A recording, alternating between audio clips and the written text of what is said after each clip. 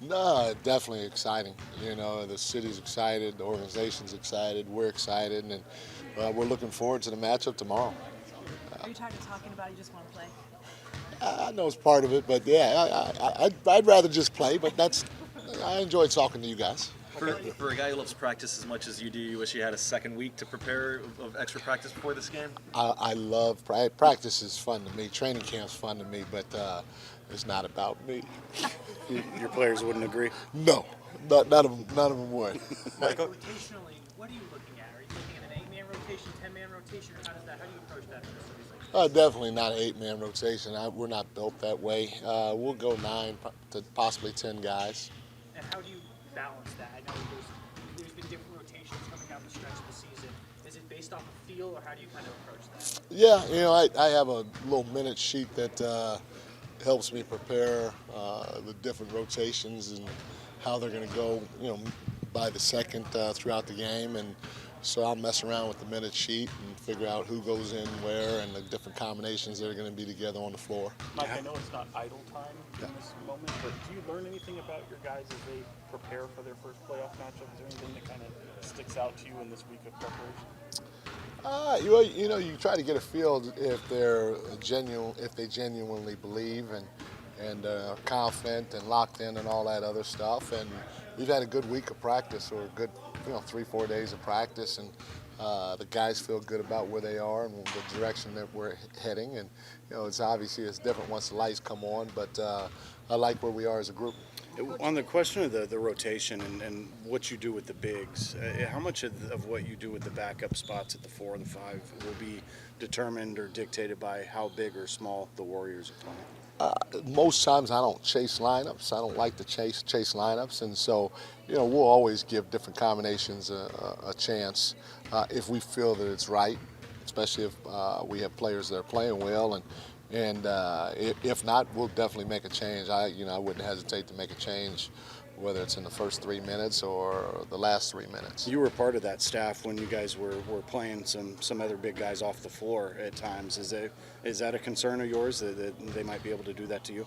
I mean, they're a championship team. I mean, they've won it, and they've beat different types of teams along their way, not just last year, but in previous years. And so they're capable of definitely not just playing certain bigs off the floor, but playing your whole team off the floor if you're not into it. So I don't look at it as just because that guy's a big, he's the only one that has a disadvantage. We all got to lock in and play the right way, or else, being a championship level team like they are, they could take it to you. Mike, have you taken a walk around Delco at all and see the excitement that's going on and the signs and the pictures and everything going on out there? I haven't seen the stuff. I went out a couple of days ago. It's Estelle's Bakery. Yep. Man, they got some good food over there. They got this little vanilla like cake thing with a little cream on it. Ooh, that's really good. So I've gone over there to get that and the sandwich once this week. What's the messaging from your family to you? I know you're big on messaging, but what is your partner or your kids, what are they telling you this week? Well, they're excited. They keep congratulating me for winning Coach of the Year. They can't believe it. And at first, when they congratulate you, you're like, oh, cool. But after the 8th time, you're like, dang, is that a good thing or a bad thing? It's like, because they're like, we just can't believe it. I'm like, okay, I respect that. So I'm not sure if I'm loved or if it's what's going on, but that's all they're talking about right now. Are you going to get a bike ride in before the game? No, not yet. It's the weather's getting close. I thought about riding it down to practice, but close. What close. is your game day routine, Coach? Tomorrow? Yeah, what is tomorrow? Is there going to be extra butterflies at all? Okay, so my man Castra owns a mobile car wash. So he's coming to my house to wash my car. So at 8 o'clock, I got to make sure I give him the keys to one of my cars. And then I got my son bringing his car up to my house. And so his car goes second, and then my partner's car goes third. And then I have a buddy flying into town that we got to get from the airport, and we'll grab lunch, and then I'll come down. So I got a normal day. You'll be riding in style. I will. My car will be, because right now my windshield is really, really bad. Yes. Speaking of love, just getting it from your kids, but also from your former team in the Warriors, just what does that mean to you? Just coach saying he voted for you for Coach of the Year, and just the guys just loving on you 100% of the time? It's a setup. They want to kick my ass, trust me. I've been around them enough. It's a setup. Don't fall for it, and I'm not falling for it either. Screw you guys until this is over. Mike, Deli obviously is out, but how valuable just overall for the season has his presence been, particularly given that you tapped him to talk to the team in that dinner earlier this week? Yeah, his presence has been remarkable for us because we're extremely young and inexperienced when it comes to playoffs and beyond. And so to have him around with all the experiences that he's gone through, I mean, you got to think about it. I mean, he's played and won at a high level on an international scene too. So he's not only helped our players, but he's come to us and helped us. He even came to myself and Jordy and gave us some ideas that they did in 2015 against the Warriors and help with their preparation. And so he plays so hard. He's always prepared. Guys respect him because of that, but his mind is off the charts. The guys were talking about how your messaging has stayed the same from training camp to the regular season now in the postseason. How important is that to you to not change things up just because it is the playoffs? That's extremely important because you want to have a foundation that you can build on, not just for 2 weeks or the first 2 months and then change it up to try to start anew again. You want to be able to build on something long-term to sustain that culture that you hope is at a winning high level. How do you think the guys are responding? Sorry. What's that? How do you think the guys are responding to what you're implementing in this series?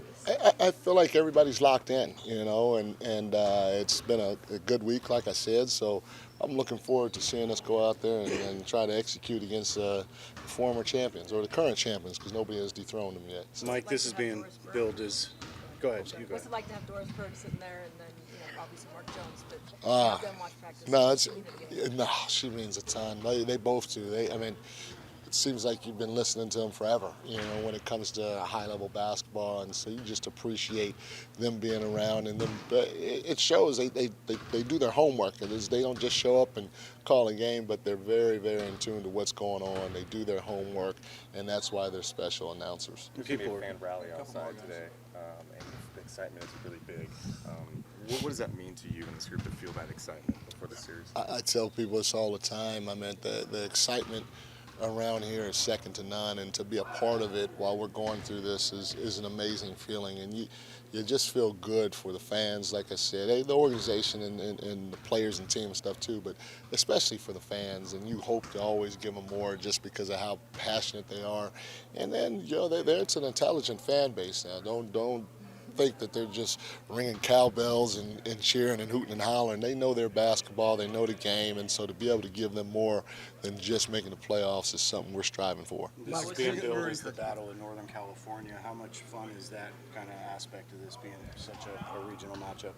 Yeah, it's great. I love it. In the playoffs, obviously, in a situation like this, we could be playing the Timberwolves or we could be playing New Orleans, and you talk about a bear of travel, man. So I'd rather do the Freeway Express series or Northern California, however you want to call it. I'm all for it. Are you ready to call your first time out?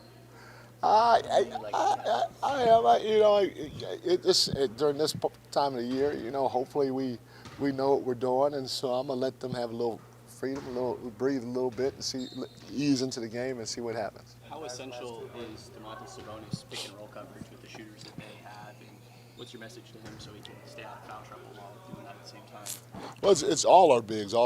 I mean, everybody knows we're up to the level of the pick and roll, especially with those guys having the shooters that they have, and we have to be ready to help contest if somebody gets cracked in a screen and roll situation. So our message has been the same as what it's been all year. Whenever we played a team that has a bunch of shooters, I mean, even going into a game like with the Portland Trailblazers, you're playing a guy like Dame Lillard, you're up the floor or up the touch, and you're there to be ready to help in case that on-ball defender gets cracked. So it's nothing different.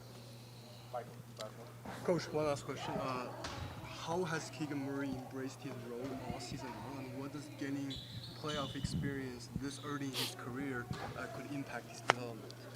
Anytime you can play extra games, especially at the level that we're about to play, is huge for everybody, not just Keegan as a rookie, but for everybody else. And, he's a guy that has a chance to be really good for a long, long time in this league. And he's a guy that has embraced his role, and he's listened to everything that I've said and everybody else has said, and you see it. You see it along as he's gone along throughout the course. I mean, he's improved daily.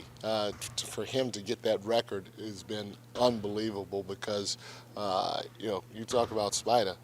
That's a great player right there, and you think that a record like that's going to take some years before it's broken, but Keegan came in and basically, in my opinion, smashed it. So hats off to him.